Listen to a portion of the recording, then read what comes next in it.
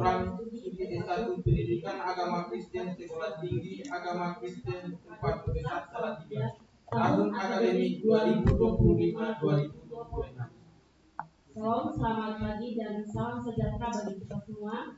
Selamat datang di acara yudisium program studi S1 Pendidikan Agama Kristen Sekolah Tinggi Agama Kristen Tempat Pusat Salatiga tahun akademik 2025-2026. Kami mengucapkan terima kasih atas kehadiran seluruh aktivitas akademik Sekolah Tinggi Agama Kristen Tempat Pusat Salatiga. Sebelum memulai acara yudisium, kita akan membuka dengan doa pembukaan akan dipimpin oleh Dr. Anda ini Suprintendentur PPD. Kepada Ibu dipersilakan. Iya, sudah siap dengan materi.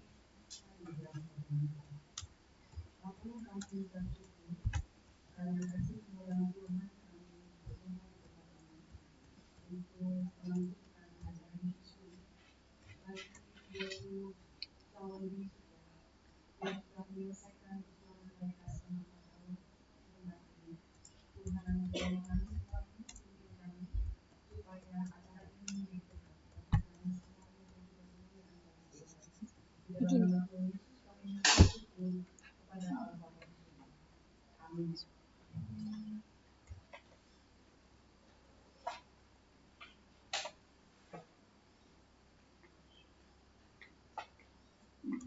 Kita akan menyanyikan lagu kebangsaan Indonesia Raya Haji Muhammad.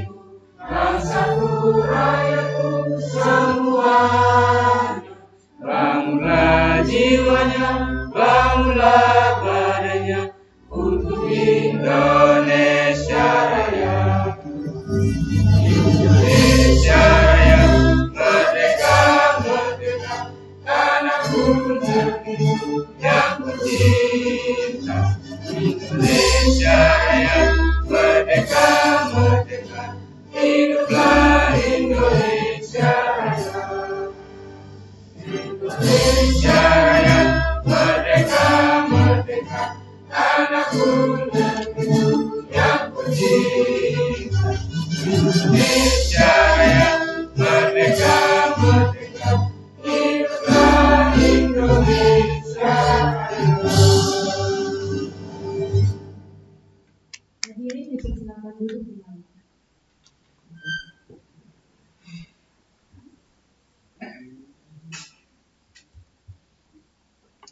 Orasi ilmiah dengan judul Etika Kristen Kesadaran Manusia di Era Digital berdasarkan interpretasi Roma 12 ayat 1-9 kepada Bapak Ferry William MTH dipersilakan.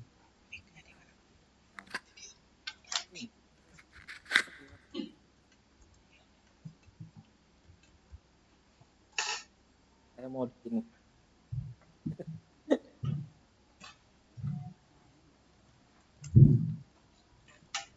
Shalom, selamat pagi Bapak Ibu. Sebelum saya menyampaikan orasi, izinkan saya berpantun dahulu ya Bapak Ibu. Pergi ke taman memetik melati. Harumnya semerbak sepanjang hari. Cakep. Terima kasih untuk kesempatannya hari ini. Izinkan saya memulai orasi.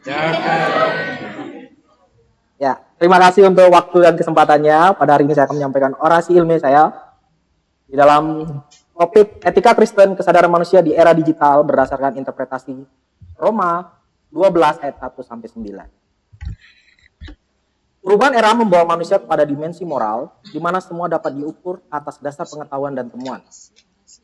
Perubahan yang terjadi secara mengglobal menjadikan manusia lebih memiliki ketergantungan terhadap sesuatu. Seperti yang diungkapkan Taneo, menyatakan bahwa manusia sudah berada di era yang memiliki ketergantungan terhadap teknologi digital serta kemudahan yang ditawarkan. Situasi ini menjadikan manusia tidak lagi memikirkan hal-hal yang berhubungan dengan dimensi spiritual dan sosial. Berbicara soal dimensi spiritual dan sosial, saya membaginya menjadi dua paragraf berbeda. Pertama, dimensi spiritual berbicara tentang relasi manusia dengan Allah. Di era saat ini, manusia tidak lagi melihat Allah sebagai sesuatu yang sulit ditemukan. Seperti apa yang dikatakan Faverio yang menunjukkan bahwa orang-orang Kristen dapat menemukan kebenaran di dalam dunia digital. Hal ini juga didukung oleh seorang psikolog eksistensialis bernama Rollo May di tahun 60-an. Sering disebut juga sebagai nabinya para psikolog. Dia bernubuat bahwa di masa depan orang tidak lagi memiliki ketergantungan akan sosok entitas tertinggi atau yang kita kenal di sini sebagai Tuhan itu sendiri, melainkan lebih ketergantungan terhadap teknologi. Hubungan manusia dengan Allah yang terpisah tidak begitu saja terjadi. Saya mengutip tulisannya Paul Tillich di dalam sistematik teologi volume pertama dengan judul bukunya Reason and Revelation Being and God, yang mengatakan bahwa hanya dia dalam kurung Adam yang memiliki persekutuan dengan Allah tapi memilih memisahkan diri dengan Allah oleh dosa. Akibat dari pemisahan ini memunculkan kesadaran akan ketidakbaikan manusia dalam kehidupan yang disebut dengan moral etis. Setiap hal yang dianggap menyimpang dari kebenaran akan dianggap tidak memancarkan etika yang tercipta atau yang disepakati di dalam kehidupan manusia. Berbicara soal dimensi sosial, tentu berbicara soal hubungan manusia dengan sesamanya. Dunia yang dilengkapi dengan perubahan teknologi yang terjadi membentuk sesuatu tatanan baru dalam peradaban manusia. Tidak ada lagi sekat di dalam ruang digital dalam berinteraksi. Hanya etika bahasa, kenaifan, dan tampilan yang diberikan batasan dalam saling menghargai.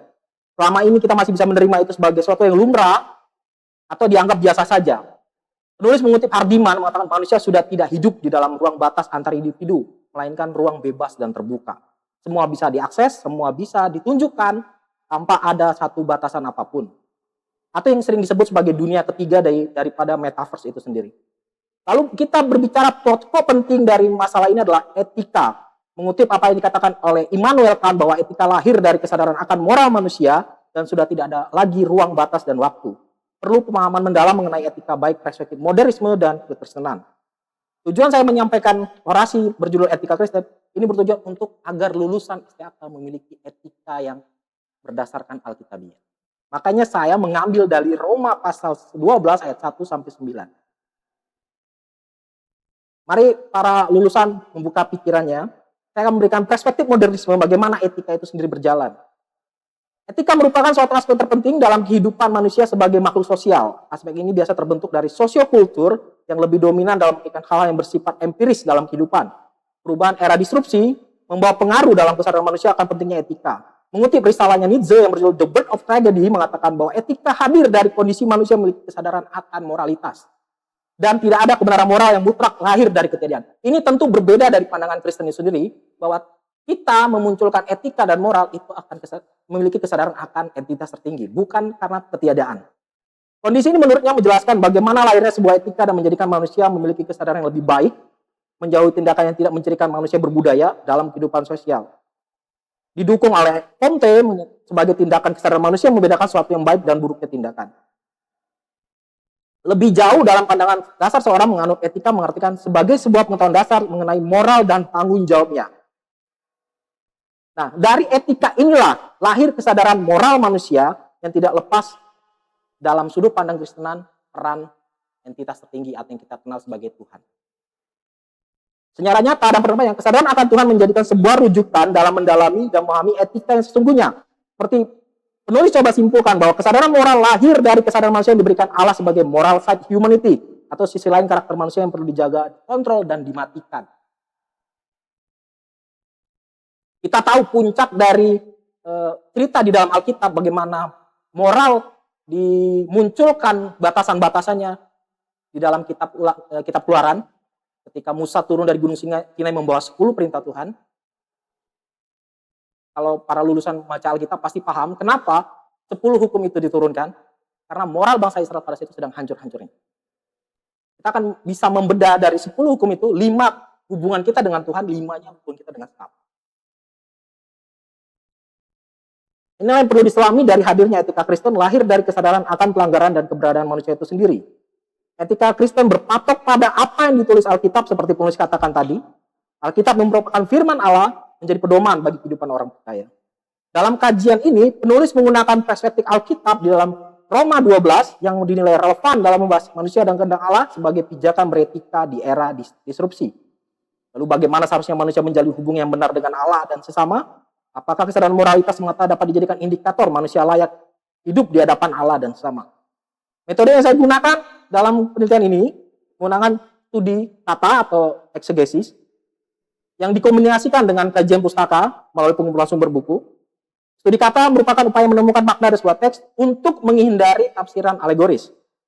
Sedangkan kajian pustaka merupakan pengumpulan sumber-sumber dari berbagai jenis buku dan lainnya yang bertujuan untuk mendukung secara sekunder dalam penelitian ini. Penggunaan metode ini bertujuan untuk menemukan makna dalam teks Roma pasal 2 sebagai dasar Alkitabiah, bagaimana dimaksud menemukan hidup yang benar di hadapan Allah dan manusia di era digital. Membahas masalah etika dalam Kristen diartikan melalui perspektif teologis berdasarkan analisa Roma 12 ayat 1-9, teks di Roma 12 secara jelas menunjukkan bagaimana manusia seharusnya menjalani kehidupan yang benar dengan penuh kasih dan karunia.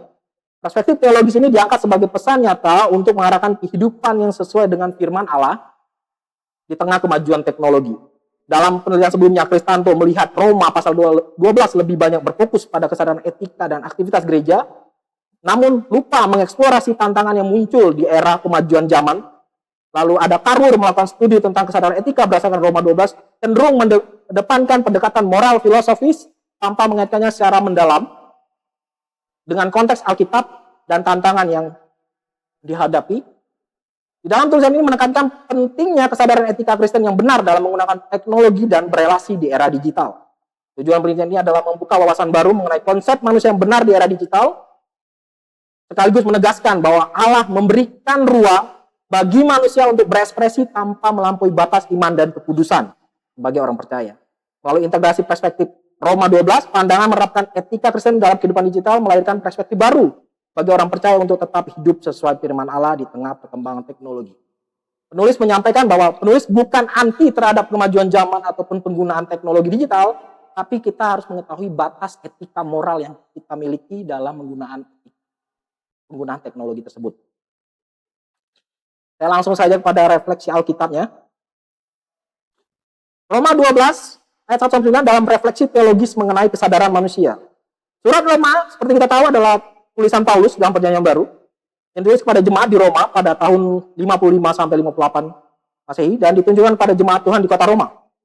Beberapa teolog sepakat dengan beberapa yang mengatakan bahwa surat Roma ditulis untuk tujuan bersifat strategis dan didaktis bagi orang-orang percaya yang ada di Roma. Pada waktu penulisan surat Roma terdapat isu permusuhan antara orang Yahudi Kristen dan non-Yahudi. Yang juga terdapat isu-isu lain yang berkembang sebagai pajak kepada pemerintah. Kemungkinan alasan Paulus menuliskan bagian ini adalah karena ia khawatir jemaat Kristen di kota Roma akan keliru memahami pesannya mengenai kondisi pada saat itu. Seperti dalam tulisan Roma pasal 12 ayat 2 yang mengatakan menjadi serupa dengan dunia. Ayat tersebut tampaknya dapat membuat jemaat menyamakan pemerintah dengan kategori dunia. Sehingga akhirnya mereka menolak untuk menghormati pemerintah, padahal kedudukan dan fungsi pemerintah adalah sah dan telah ditetapkan secara ilahi. Surat Roma ditujukan Paulus untuk orang-orang Kristen di Roma agar hidup damai dengan semua orang. Untuk bersatu waktu, saya memberikan tiga hasil eksposisi saya mengenai Roma 12 ayat 1-9 yang terambil dari ayat 2, ayat 6, dan ayat 9. Ayat yang kedua, di Roma 12 ayat 2, saya memberikan judul hidup yang benar bagi Allah. Roma 12 ayat 2 berkata, janganlah kamu menjadi serupa dengan dunia ini, tetapi berubahlah oleh pembaharuan budimu sehingga kamu dapat membedakan manakah kehendak Allah, apa yang baik, yang berkenan kepada Allah dan yang sempurna. Frasa dalam tulisan Paulus mengenai hidup yang benar bagi Allah sebagai bagian dari transformasi diri tentu merupakan sebuah hal yang sangat penting bagi kehidupan orang percaya. Paulus dalam tulisannya sudah menjelaskan maksud dari perkataannya sebagai sebuah nasihat yang diberikan kepada jemaat di Roma agar mempersembahkan hidup yang berkenan bagi Allah. Frasa di ayat kedua sendiri berbicara dari bahasa Yunani yang berkata anakonoisetunos yang berasal dari kata anakoinosis dan nous. Dua kata ini memiliki pengertian berbeda dan memiliki bentuk feminim yang memiliki pengertian pembaruan secara kualitas. Perubahan yang diartikan dari dua tersebut adalah perubahan dan membenahi diri, sehingga tidak lagi sama dengan yang dahulu. Kata anakoinosis berasal dari kata kerja, anakaino, yang berarti membuat yang baru dan diperbarui sepenuhnya oleh Allah. Sedangkan kata nous memiliki arti pemikiran, akal budi, atau kecerdasan pikiran untuk merasakan dan memahami. Jadi kata tersebut menjelaskan pembaruan yang dimaksud bagi hidup orang percaya agar menjadi kudus secara jasmani dan rohania di hadapan Allah. Seperti kita tahu, perkembangan teknologi menghadirkan begitu banyak kemudahan, tawaran-tawaran yang diberikan, tapi ada yang membedakan kita dari perkembangan zaman. Manusia memiliki subjektivitas, sedangkan teknologi tidak. Teknologi tidak memiliki equal, sedangkan kita memiliki equal. Jadi dari sini, para lulusan STAK harus mulai berpikir bahwa teknologi bukan menjadi jalan keluarmu, tapi menjadi mediamu untuk menolong orang lain. Lalu frasa yang kedua adalah hidup dalam karunia Allah. Di ayat ke-6, frasa demikianlah kita mempunyai karunia yang berlain-lainan menurut kasih karunia yang dianugerahkan kepada kita. Fokus utama dalam hidup dalam karunia Allah adalah maknai secara sederhana.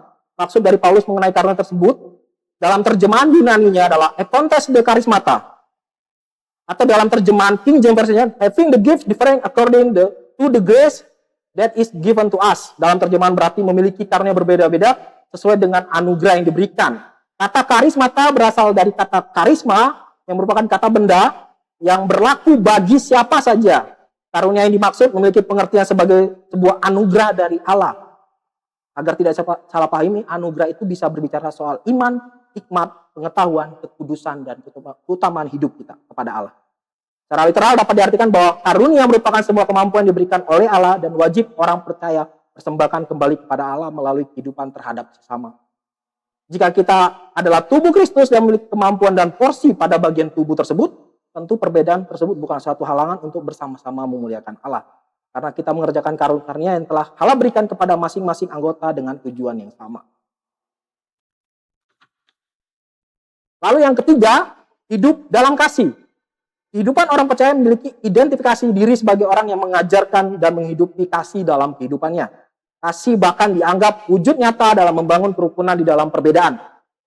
Bentuk mengasihi yang dimaksudkan Paulus dalam Frasa Roma 12 ayat 9, agape anupokritos, anaguentes, poneron, kolomenoi, yang dalam terjemahan Indonesia adalah kasih itu jangan berpura-pura atau menghindari kenaifan, kemunafikan.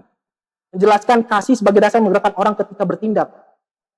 Kita tahu di dalam perkembangan teknologi, dunia maya atau dunia ketiga, manusia lebih condong menunjukkan muka kedua atau sisi lain dari kemanusiaan kita.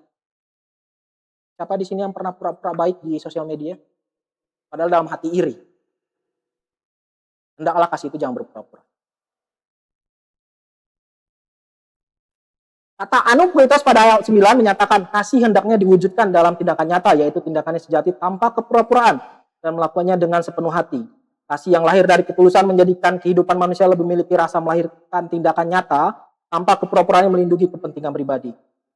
Nah, dari tiga hal tersebut, penulis menemukan bahwa sepanjang ayat tersebut, Paulus menjelaskan kalimat tersebut menggunakan bentuk partisiple bukan imperatif atau bukan kata perintah. Tapi Paulus yang menyatakan kesadaran yang utuh dari diri manusia itu sendiri. Bukan suatu perintah atau meminta dengan secara intervensi bahwa kamu harus hidup demikian, tapi lebih kepada kesadaran kita sendiri. Melalui interpretasi Roma 12 tadi, hidup yang benar bagi Allah merujuk pada kesadaran manusia bahwa setiap orang percaya perlu menjaga dirinya dalam menjalani kehidupan. Demikian pula Paulus dalam nat tersebut menjelaskan bahwa hidup yang benar bagi Allah adalah hidup yang berbeda dari dunia. Tidak mengikuti arus, berbeda dalam menjalani hidup dari orang lain. Meskipun zaman berubah, manusia tetap memiliki pembaruan oleh Roh Kudus di dalam akal budinya. Dengan demikian, hidup orang percaya menjadi sesuatu yang terang dan mampu memberi rasa seperti garam, hingga menjadi teladan dalam menjaga diri dari pelanggaran-pelanggaran dunia. Demikian orasi ilmu saya ucapkan terima kasih. Saya tutup dengan pantun lagi Bapak Ibu, supaya tidak mengantuk. Pohon besar tumbuh meninggi, akarnya kokoh menghunjam bumi. Tinggi apapun ilmu yang dimiliki,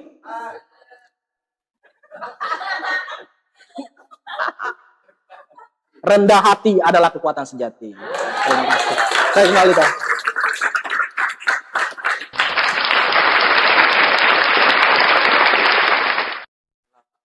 Mantap.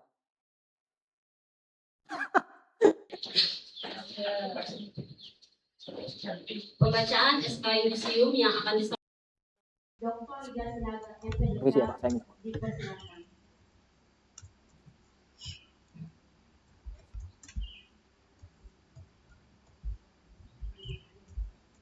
Salam. Saya akan membacakan. Nanti kebanyakan banyak bicara. Sudah diwakilkan dengan. Ya, saya akan membacakan surat keputusan. Itu nggak ditulis lagi kan surat keputusan isinya. Surat keputusan Ketua Sekolah Tinggi Agama Kristen Terpadu Pusat Salatiga nomor 133/SK/SAK/2026 tentang Yudisium Program Studi S1 Pendidikan Agama Kristen SDAK Terpadu Pusat Salatiga tahun 2026. Menimbang A. Bahwa sehubungan dengan telah dipenuhinya jumlah SKS yang disyaratkan dan dilaksanakannya ujian tugas akhir pada program studi S1 Pendidikan Agama Kristen SDAK Terpadu Pusat Salatiga, maka dipandang perlu pernyataan kelulusan sebagai syarat memperoleh hak memakai gelar kesarjanaan pada perguruan tinggi. B. Bahwa sehubungan dengan telah dinyatakan kelulusan pada ujian tugas akhir program studi S1 Pendidikan Agama Kristen SDAK Terpadu Pusat Salatiga, maka perlu keabsahan dan legalitas kelulusan dari majelis penguji. C. Bahwa berdasarkan pertimbangan sebagaimana yang dimaksud dalam huruf A dan huruf B, maka perlu menetapkan keputusan ketua tentang Yudisium Program Studi S1 Pendidikan Agama Kristen SDAK Terpadu Pusat Salatiga. Mengingat 1. Surat keputusan nomor DP YPDT garing 01 garing SK SDP garing 1997 tentang pendirian Sekolah Tinggi Agama Kristen Terpadu Pusat Salatiga. 2. Undang-Undang Republik Indonesia Nomor 20 Tahun 2003 tentang Sistem Pendidikan Nasional. 3. Undang-Undang Republik Indonesia Nomor 12 Tahun 2012 tentang Pendidikan Tinggi. 4. Peraturan Pemerintah Nomor 4 Tahun 2014 tentang penyelenggaraan pendidikan tinggi dan pengelolaan perguruan tinggi. 5. Peraturan Menteri Agama Republik Indonesia Nomor 15 Tahun 2022 tentang pendirian, perubahan, dan pencabutan izin perguruan tinggi keagamaan tinggi swasta. 6. Peraturan Menteri Pendidikan, Kebudayaan, Riset, dan Teknologi Republik Indonesia Nomor 53 Tahun 2023 tentang penjaminan mutu pendidikan tinggi. Memperhatikan 1. Hasil studi mahasiswa di lingkungan Sekolah Tinggi Agama Kristen Terpadu Pusat Salatiga ditinjau dari prestasi akademik. 2. Hasil pelayanan mingguan, bulanan, dan tahunan. 3. Pertumbuhan rohani dan karakter berdasarkan nilai-nilai integrity, excellence, courage, inovatif, teamwork. 4. Hasil rapat unsur pimpinan SDAK Terpadu Pusat Salatiga tentang penentuan kelulusan yang dilaksanakan pada tanggal 29 Juni 2026. Memutuskan, menetapkan keputusan Ketua Sekolah Tinggi Agama Kristen Terpadu Pusat Salatiga nomor 133 garing SK garing SDAK garing 7 garing 2026 tentang Yudisium Program Studi S1 Pendidikan Agama Kristen SDAK Terpadu Pusat Salatiga tahun 2026. Pertama, menyatakan bahwa nama-nama mahasiswa yang tercantum dalam surat keputusan ini telah lulus pada ujian tugas akhir program studi S1 Pendidikan Agama Kristen SDAK Terpadu Pusat Salatiga dan kepadanya diberikan hak dan kewenangan memakai gelar sarjana pendidikan. Kedua, keputusan ini ditetapkan dan apabila di kemudian hari ternyata terdapat kekeliruan dalam penetapan, maka akan ditinjau kembali sesuai dengan prosedur yang berlaku. Ditetapkan di Lepai Tuntang pada tanggal 3 Juli 2026. Ketua SDAK Terpadu Pusat Salatiga, Dr. Wahyudi Yulianto MPD, LUPTK 6839 7476 48130152. Demikian pembacaan SK Yudisium mahasiswa SDAK Terpadu Pusat Salatiga.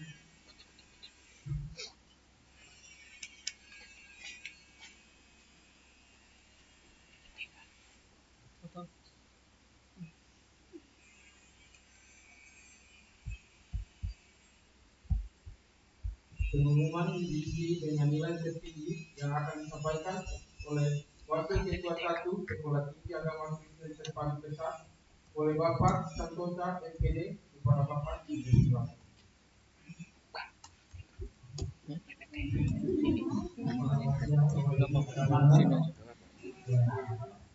Selamat pada edisi semua mereka bagus.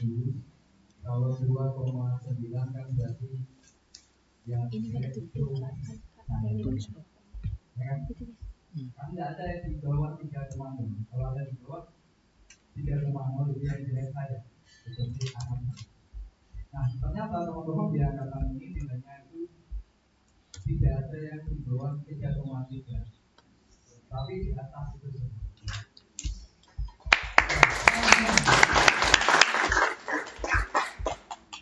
Ya karena ini adalah akademik, berarti yang dihitung adalah akademik.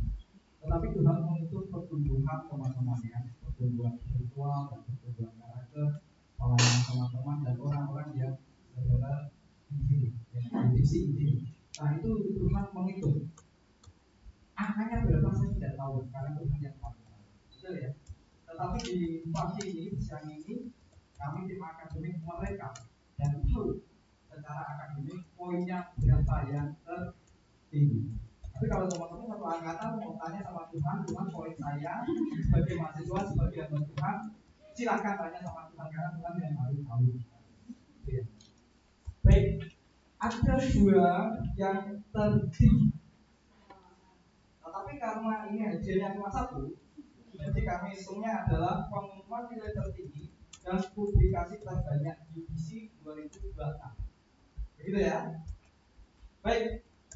IPK tertinggi itu 3,82. Tepuk tangan untuk angkatan.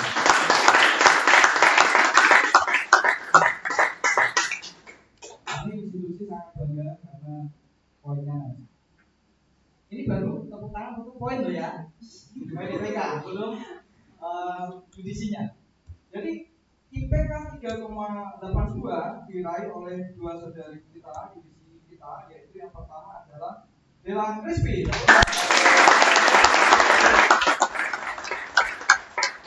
pertama adalah Hanum Easteria.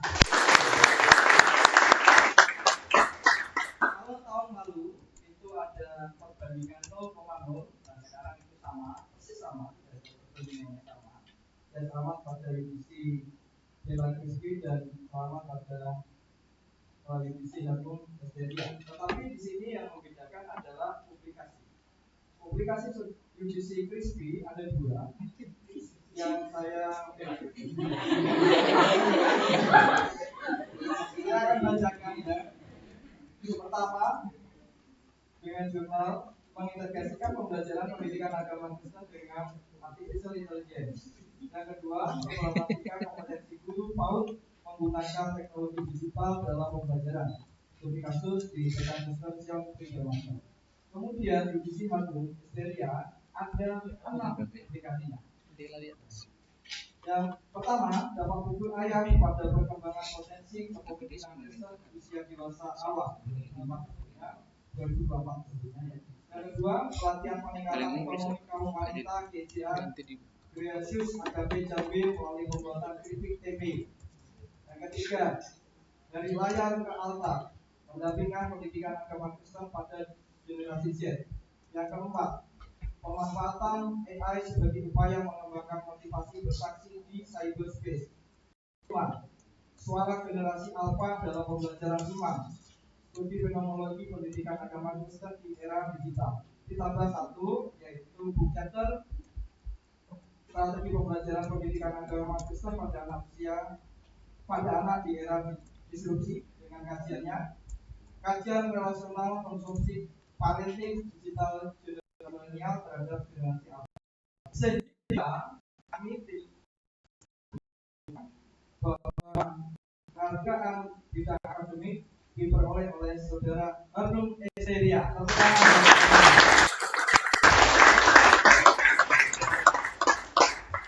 terima kasih untuk teman-teman yang sudah berjuang dalam pembelajaran dengan nilai yang sangat baik semua. Dan terima kasih perjuangannya dengan yang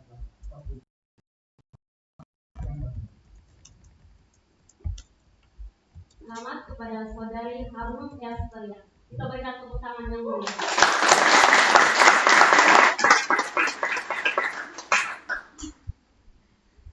Sambutan dari Sekolah Tinggi Agama Kristen. Sambutan dari Ketua Sekolah Tinggi Agama Kristen Terpadu Desa kepada Dr. Wahyudi Yulianto, FPD, kami persilakan. Kita ketemui setiap anak-anak semui adalah ciptaan Tuhan yang baik.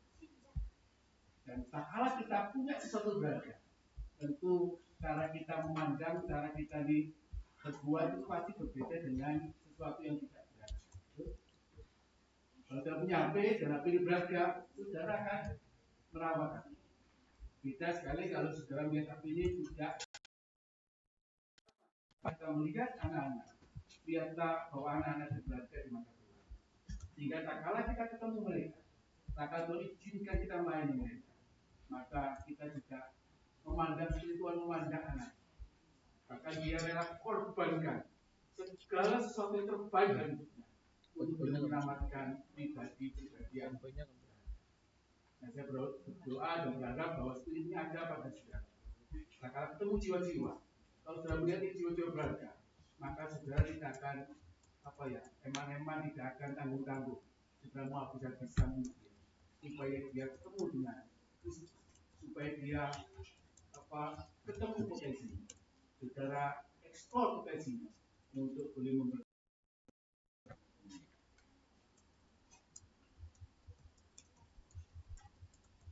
Yang terakhir, kepada para dosen staff, terima kasih untuk semua dedikasi, semua kesabaran dan ilmu yang dibagikan kepada para divisi ya. Tepuk tangan dong.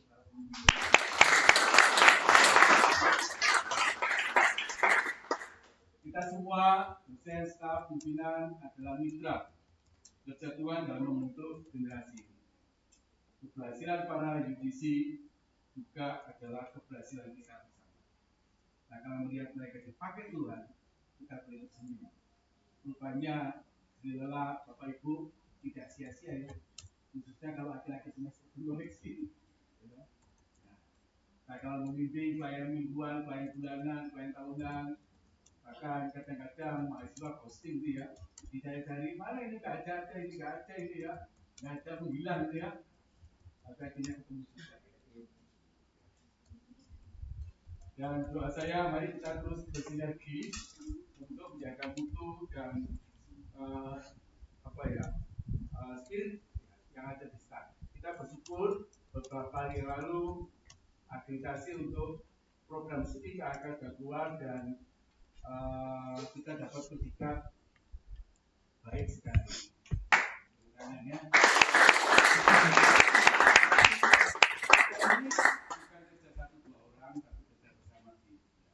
tidak hanya ketua, tidak hanya wakil, tidak hanya prodi, tapi semua dosen, tenaga pendidikan, bahkan alumni termasuk saudara mahasiswa. Mari, karena ini hasil dari kerjasama bersama, kita rawat bersama dengan meningkatkan kualitas dan harap-harap ya beberapa tahun depan ya kita tinggal selangkah, kalau bisa nanti dapat ketiga atau lebih tinggi lagi yaitu unggul. Karena depan cuma ada 2 predikat yaitu tidak teraplikasi, aplikasi, kemudian ada lagi 1 unggul ya. Nah, kita berharap ya, yayasan ya para teman-teman dari divisi, terima kasih juga untuk semua dukungan diberikan. Di tengah-tengah kesibukan mengerjakan divisi masing-masing punya waktu untuk ngajar, untuk memberi advice, ya, untuk memberikan spirit kepada mahasiswa dan kita semua. Akhir kata kepada para yudisi program studi pendidikan agama Kristen pesan terpadu, ya. Saya tidak paham dulu ya. Ini kata-kata ya, terbanglah tinggi dengan sayap iman, berakarlah dengan fondasi kebenaran, dan berbuah lebat dengan karya kasih Kristus. Selamat atas kelulusan saudara, walaupun belum disadar. Dan berharap bahwa saudara dipakai Tuhan dengan luar biasa kemanapun saudara terus. Harapan saya jangan berhenti dengan jalan. Amin. Amin. Jadi kalau memang ada ikatan dinas 4 tahun selesaikan sampai 4 tahun. Amin. Amin. Bapak 1 tahun berat ya Pak, tantangannya Pak. Gak cocok Pak saya dengan tempat pelayanan dan orangnya. Gak cocok itu baik, teman. Jangan menyerah. Harus semua sampai pada finish. Amin. Amin. Dengan sama Busri. Ya. Jadi doa Bapak dimanapun saudara ditempatkan, lakukan terbaik. Walaupun di tempat terpencil sekali, orang tidak melihat. Tapi kalau itu ada lilin, orang akan melihat. Sinyalnya dalam musuh. Ya, seperti pesan Bapak, jangan berhenti di sini. Teruslah berkarya bagi kemuliaan Allah. Tuhan dimuliakan melalui acara ini.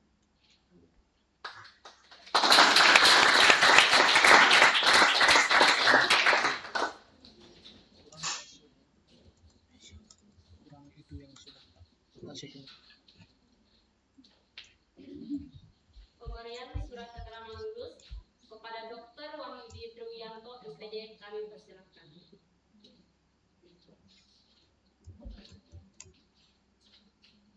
Divisi dimohon untuk berdiri.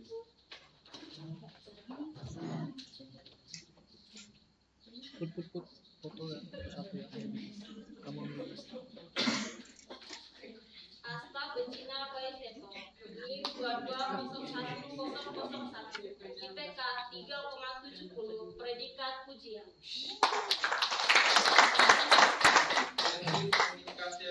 Dengan NIM 22010002, IPK 3,58, predikat pujian. Dela Crispin, NIM 22010003, IPK 3,82, predikat pujian. Rika Kurniawan dengan NIM 22010004, IPK 3,75, predikat pujian.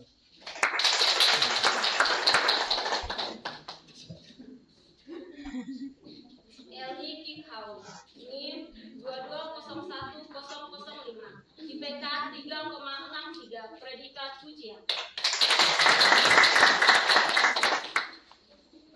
Valentina Yar dengan NIM 22010006, IPK 3,46, predikat pujian.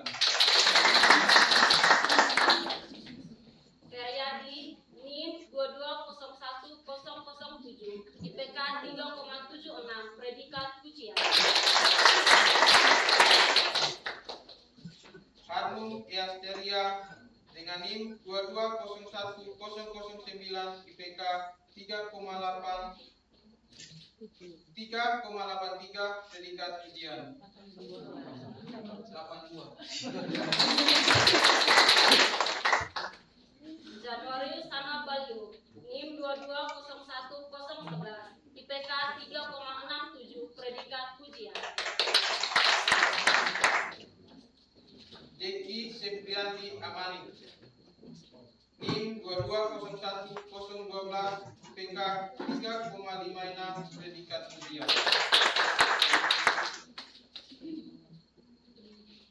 Kesia Delia Nadir, NIM 2201013, IPK 3,47, predikat pujian.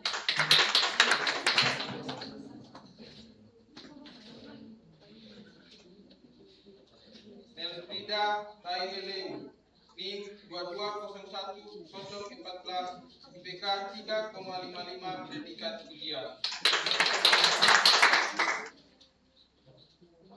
Ofliana Tuponat, NIM 2201015, IPK 3,59, predikat pujian.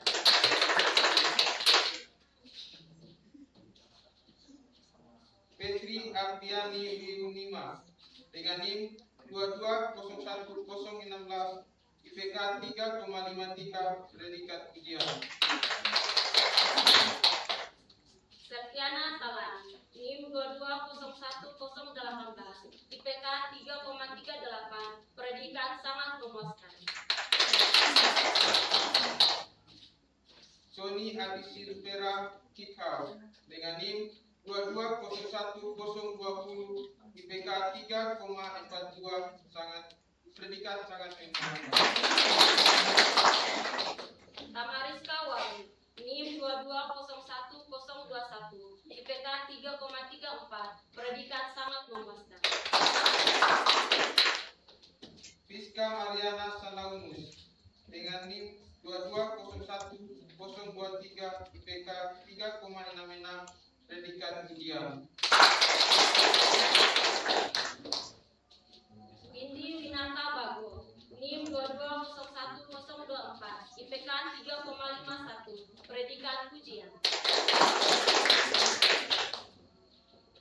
Dunianti Pora, NIM 2201025, IPK 3,52, predikat pujian.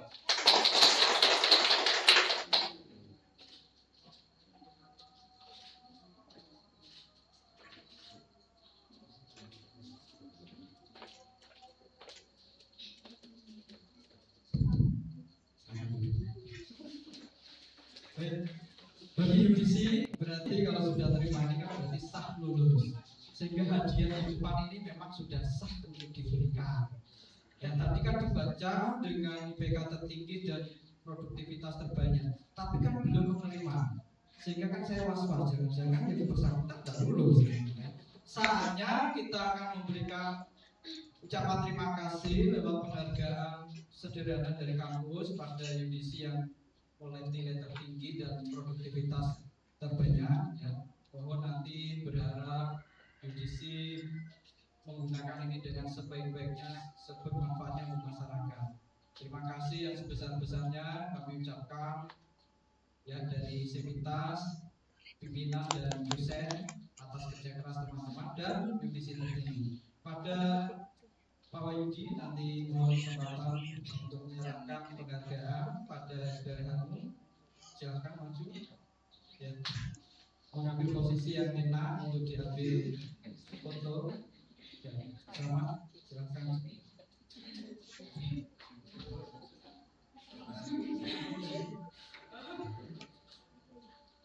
Siap-siap tepuk tangan Bapak Ibu semua saudara. Mari sama-sama tepuk tangan.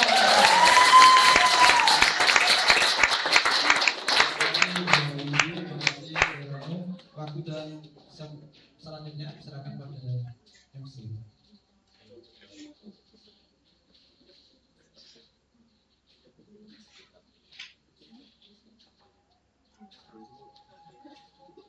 Renungan firman Tuhan yang akan disampaikan oleh Bapak Terensius Sinaga MTH, kepada Bapak kami persilakan.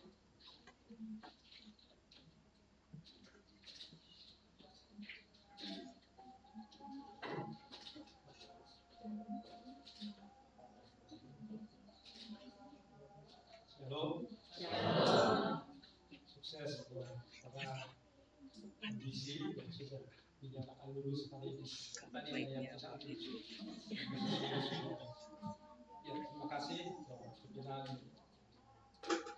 staf terpadu yang kesempatan bagi saya itu menyampaikan kesimpulan dan juga pesan kepada divisi yang sudah dinyatakan lulus pada siang hari ini. Ya, 10 menit.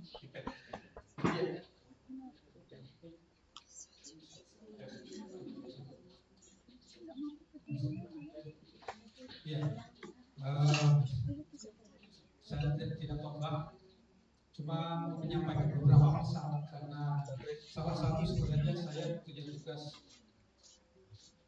dari yang diberikan kepada tim apostolik adalah ya sebagai pemegang mandat visi-misi, dan itu yang akan mau saya sampaikan kepada kita semua nantinya supaya nanti jangan sampai lupa karena sudah selesai belajar, selesai studi, atau diutus ke lapangan, kita tahu mau ngapain di sana. Nah, ini lain apa yang masih harus kita lakukan. Namun sebelumnya mari kita baca dulu 2 Timotius pasal 2 ayat 1 dan 2. Kita baca sama-sama ya. 1, 2, 3. Sebab itu jadilah penuh oleh kasih karunia dalam Kristus Yesus. Apa yang telah kau dengar daripada aku tidak banyak saksi. Percayalah itu kepada orang-orang yang dapat dipercayai, yang juga cakap mengajar orang lain. Teman-teman, jadi anggap bahwa kami ini adalah Timotius, bukan Paulus, kalian ini adalah Timotius. Jadi ini adalah pesan yang mesti harus dengar bahwa salah satu yang harus dipegang dan harus diingat. Boleh saja Anda menjadi pemegang, menyandang pendidikan sebagai sarjana pendidikan, tetapi kalau hanya memegang pendidikan sebagai sarjana, tetapi tidak kuat di secara roh, tidak kuat oleh kasih karunia, tidak bisa berbuat apa-apa. Oleh sebab itu makanya pesan Paulus kepada Timotius dikatakan, sebab itu hai anakku, jadilah kuat oleh kasih karunia dalam Kristus Yesus, bukan di dalam yang lain. Jadi kasih karunia hanya ada di dalam Yesus Kristus, bukan di PPG, bukan apa namanya di PNS, bukan di 3K, tidak ada kekuatan di sana. Uangnya ada, tetapi kekuatan yang sesungguhnya ada di dalam Yesus Kristus. Kemudian yang kedua ini kan berbicara tentang multiplikasi.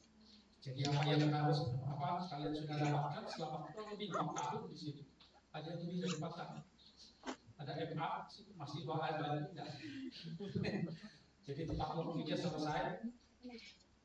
Dikatakan apa yang telah kau dengar daripada aku di depan banyak saksi, percayakanlah kepada orang-orang yang dapat dipercaya. Juga saya. Jadi apa yang didapatkan selama kuliah selama kurang lebih 4 tahun dari kami, dari para dosen, dari mentor, bahkan juga dari teman-teman, itu bukan hanya di sini kepala. Saya sering di kelas saya katakan jangan jadi besar kepala. Kalau orang besar kepala tidak masuk surga, kenapa?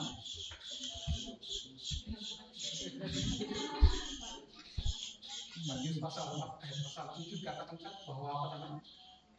Luas dan lebarlah jalan kepada kebinasaan, tetapi sempit. Tapi jalan itu, kalau kepalanya besar, mau jalan sempit itu susah masuk. Berarti dia masuk jalan lebar, masuk kepada kehidupan yang apa namanya, bukan kehidupan kekal, tetapi kehidupan yang tidak.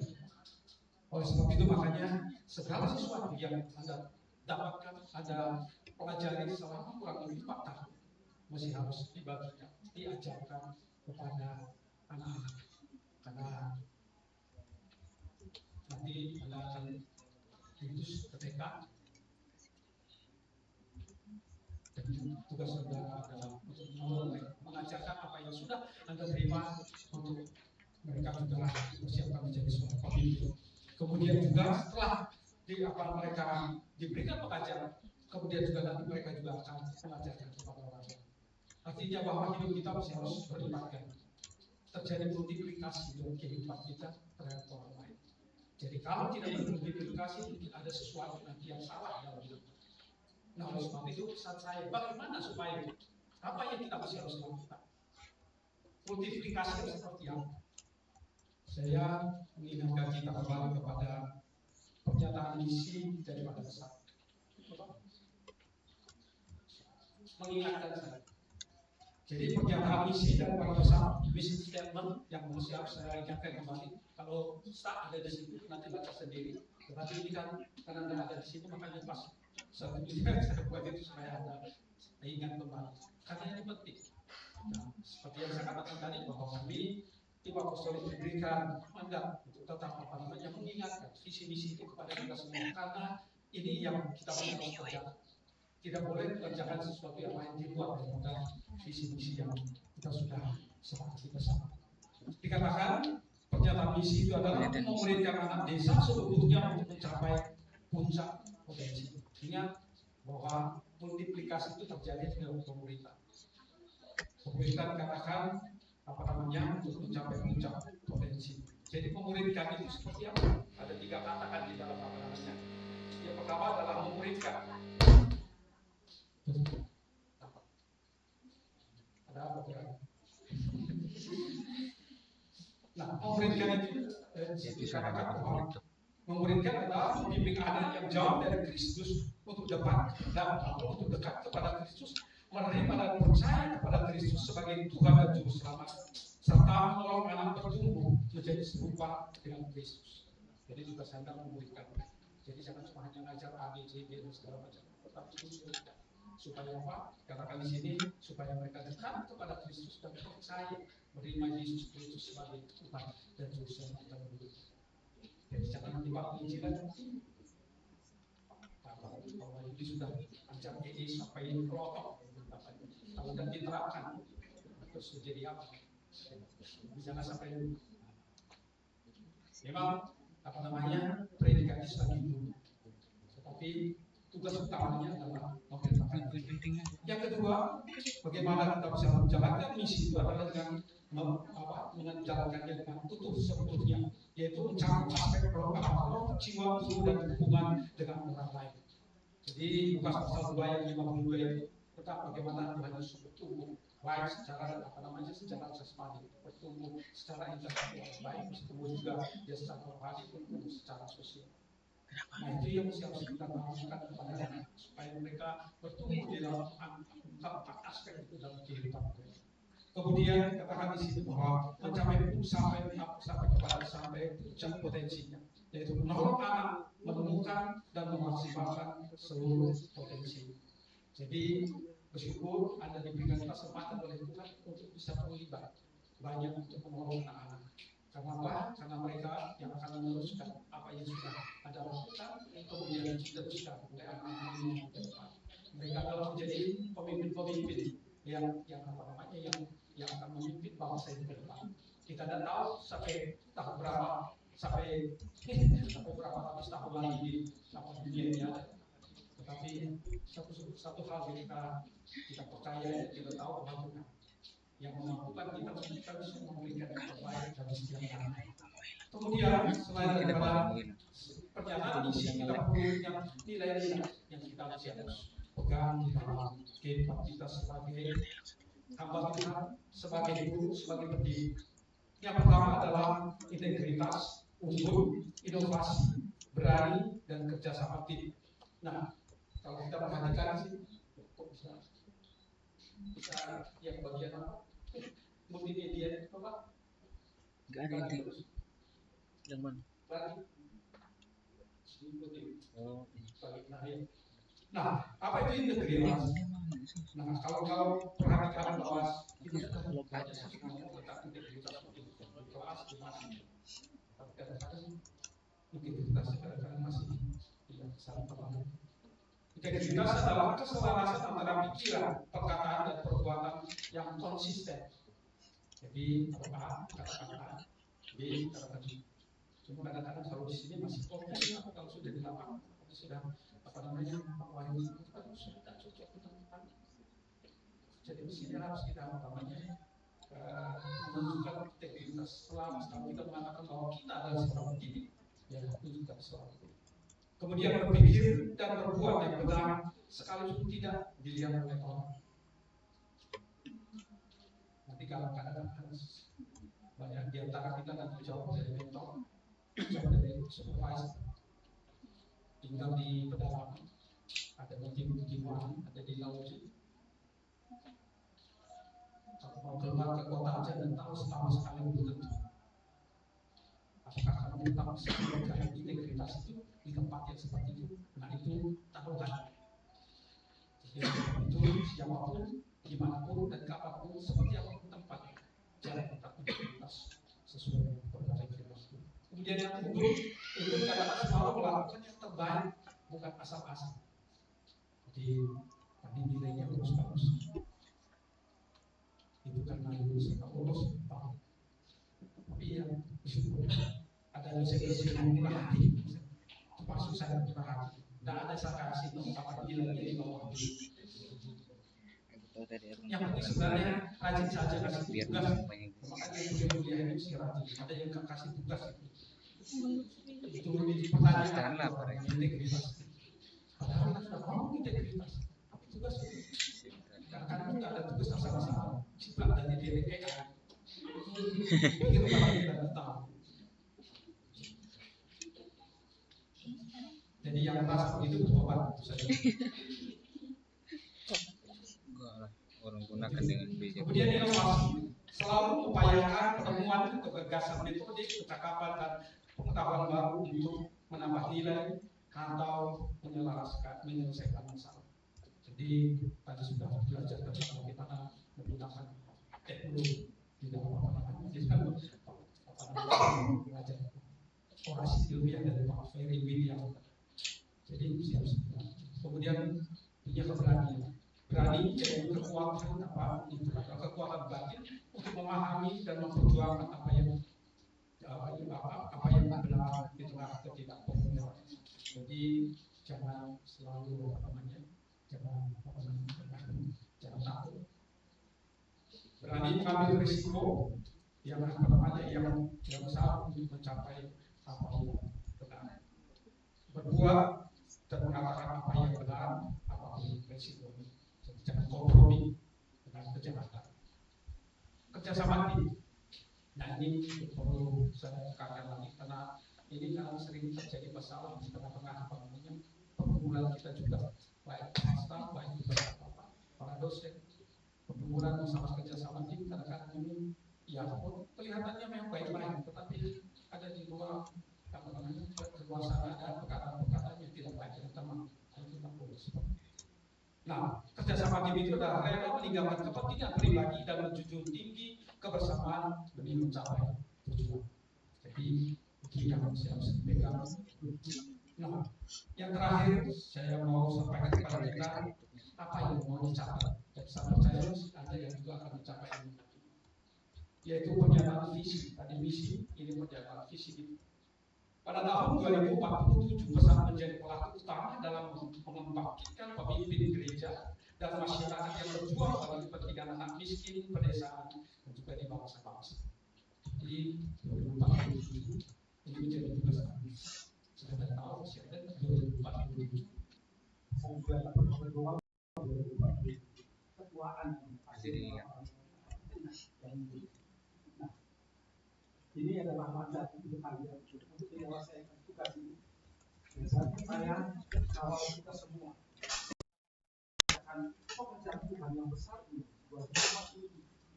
Ini adalah dilihat oleh lembaga yang menjadi acuan bagi orang lain atau lembaga yang mempersiapkan pemimpin. Nah, Anda adalah pemimpin dan juga yang akan mempersiapkan pemimpin.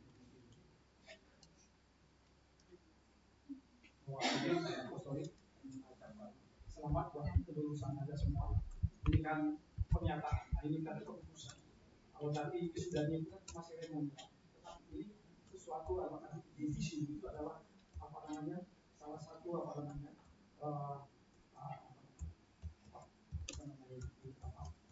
rangkaian akademis dan administratif yang harus dilakukan di dalam perguruan tinggi untuk menyatakan lulus. Sebab kalau tidak pernah ada divisi, Waktu itu selamat buat teman-teman semua. Ingat bahwa kita harus tetap kuat dan kasih karunia Tuhan. Apa yang kau sudah dengar, apa yang kau sudah pelajari, apa yang kau sudah dapatkan selama belajar kurang lebih 4 tahun di sana. Percayakan kepada orang lain yang bisa dipercaya dan supaya mereka juga bisa berkata bermultiplikasi, membagikan hidup kita kepada orang lain. Sehingga orang lain juga boleh menerima Yesus menjadi Tuhan dan Yesus. Tuhan memberkati.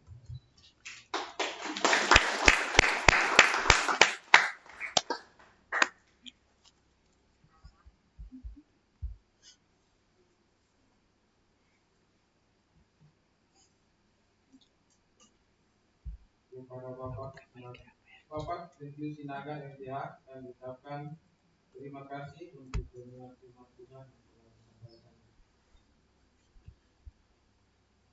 Kita sampai di penghujung acara. Acara ditutup dengan doa yang akan dipimpin oleh Ibu Hermina Ayu SPD. Kepada Ibu dipersilakan.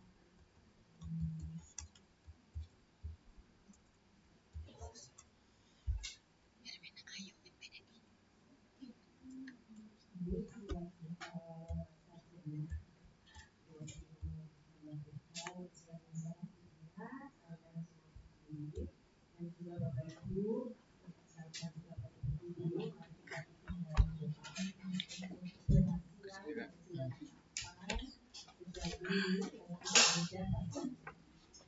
kamu syukur ya di situ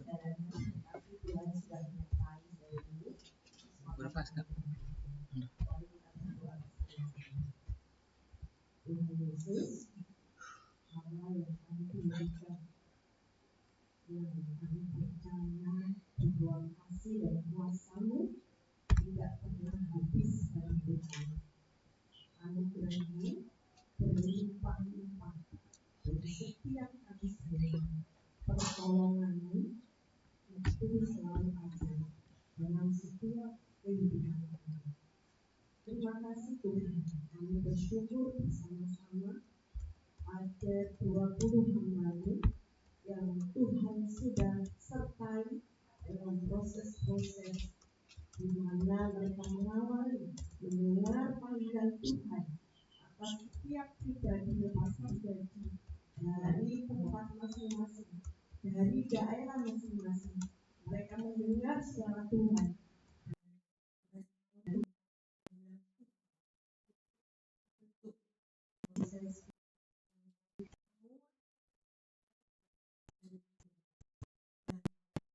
Proses yang dijalani, kami percaya bahwa Tuhan pernah meninggalkan sedetik pun atas setiap pribadi selama proses belajar, selama proses pembentukan di tempat ini, bahkan selama diutus dalam pelayanan tahunan yang Tuhan percayakan di tempat lain masing-masing. Mereka tetap ada dalam perlindungan Tuhan. Itu semua karena ada yang Tuhan berikan dari setiap pribadi dari setiap anak-anak ini. Kami bersyukur mereka sudah menyelesaikan satu jenjang studi akademis yang boleh diraih dan dicapai. Lebih dari itu Tuhan, pakai mereka dengan urapan yang daripada Tuhan, lebih dari semua proses akademis yang dijalani, yaitu hati yang terus diberikan kepada Tuhan untuk melayani, menjadi saksi Tuhan dimanapun mereka boleh diutus dan melayani Engkau. Kami berdoa menyerahkan ke dalam tangan-Mu ya Bapa, biarlah setiap mereka semua diurapi oleh Tuhan dengan urapan yang baru, sehingga pada waktu mereka sudah siap untuk diutus kembali di tempat pelayanan yang Tuhan percayakan, mereka menjadi saksi Tuhan.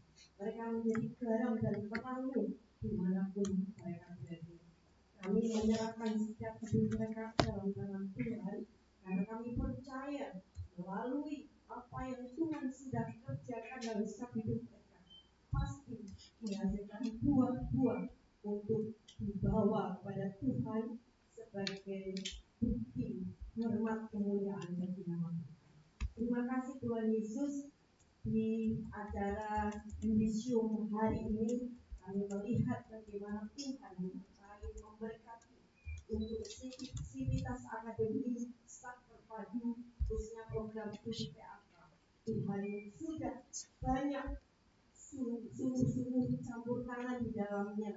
Tuhan menyertai dan melindungi. Bahkan untuk seterusnya Tuhan juga akan berkarya atas setiap para dosen, atas setiap para sivitas akademis yang ada, staf dan seluruh komunitas di akademi staf terpadu.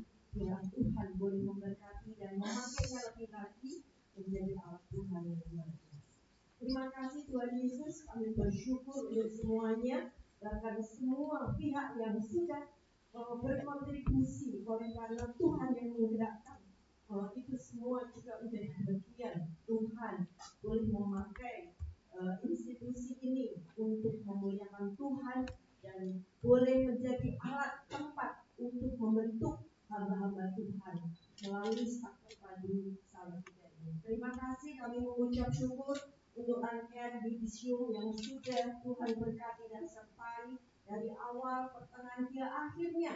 Tuhan memberkati setiap kami semua dan kami akan menyelesaikan acara ini dan kami bawa semuanya itu di hadapan Tuhan. Kami persembahkan dan alaskan semua itu di dalam nama Tuhan kami Yesus Kristus, Allah kami yang hidup, Allah yang kami muliakan. Terima kasih Bapa, dalam namamu kami berdoa. Amin.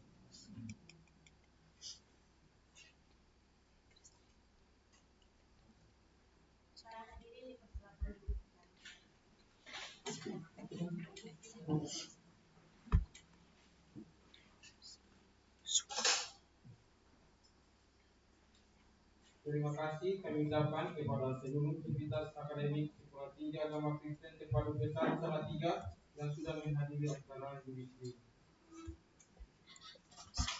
Bapak Ibu, sebelum mengakhiri acara ini, terlebih dahulu kita akan foto bersama. Setelah selesai akan dilanjutkan acara makan bersama.